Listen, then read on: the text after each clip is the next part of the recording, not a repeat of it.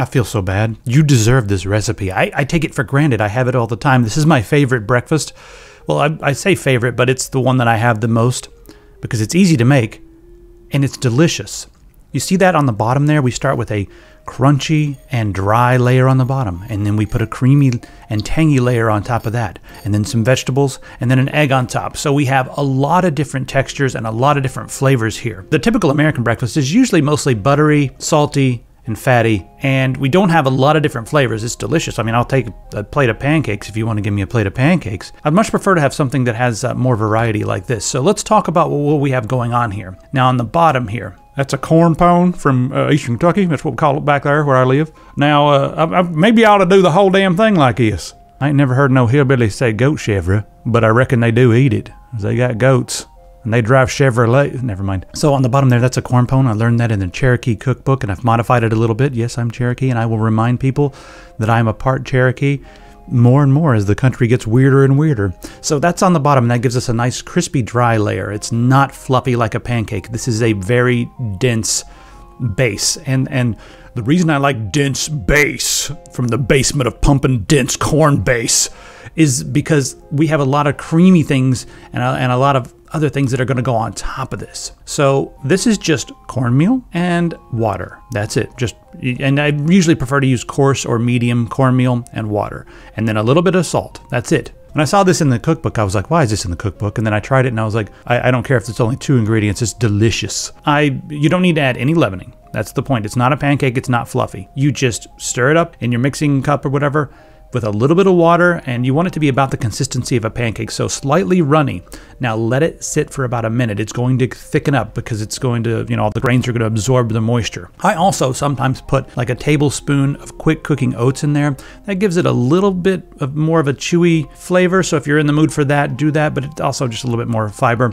I typically like it best if it's just cornmeal and it gets crispier. So let that sit for a second. If it gets too dry that it doesn't pour easily, add a little more water, stir that in, and then pour it into a hot pan or a hot skillet. I usually recommend a cast iron skillet, but this will work in even a nonstick if you wanted to. So I use lard just because it's a little less processed and has more flavor compared to the vegetable oils, but you can use vegetable oil. I do that sometimes as well. Whatever, canola oil, I use sunflower oil. So you just get that in there and you can fry it up to your heart's content. You want to make sure it doesn't, blacken, of course. So medium to medium high heat is the maximum, and you want to make sure it cooks in the middle.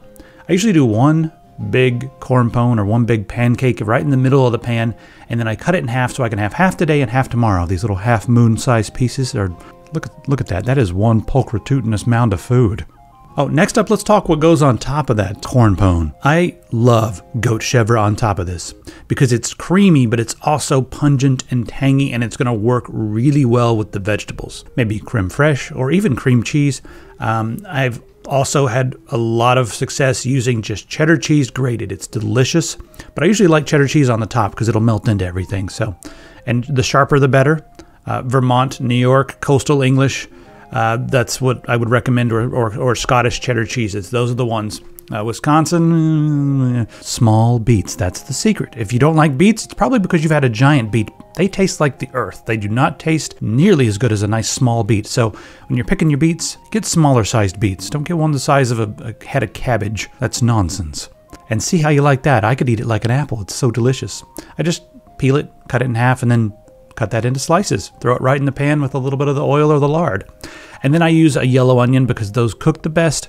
The sweet onions tend to turn to mush if you cook them too long because they have too much sugar content. And red onions are somewhere in the middle. So sometimes I'll use a red onion. If you're fancy and you want to tell your friends, I cook with shallots in the morning, do it. That'd be wonderful, yeah. And you can also go crazy with these vegetables. I think it tastes, it's perfect with beets and onions. But you know what? If you want to add apples, dice up some apples, throw them in there. It's delicious. If you want Brussels sprouts, those work really well. Cut them thin so that they cook quickly and put those in there. You can really put any vegetable you like in here and make yourself a hash, and then you put the egg on top. So whatever, it works. Now I cook this until the vegetables are, browned in the oil. It's up to you how al dente you want your vegetables. But the important part here is you want to add some vinegar. If you just want tang, red wine vinegar is perfect for this. Sometimes I'll start with red wine vinegar, but my favorite vinegar is an aged balsamic. If you don't have any of that, you can get some cheaper balsamic glaze, and it'll get you 75 to 80% of the way there. But aged, look how slow this moves in its container there. That's what you want, like thick, aged balsamic. It has a little bit of sweetness and a little bit of tang, and when you pair that with beets and then put that on top of chevre, it's a miracle in your mouth. So that's what I use. Once that's done, you put that on top, and then the last thing you're gonna do is fry up an egg. You can cook it any way you like.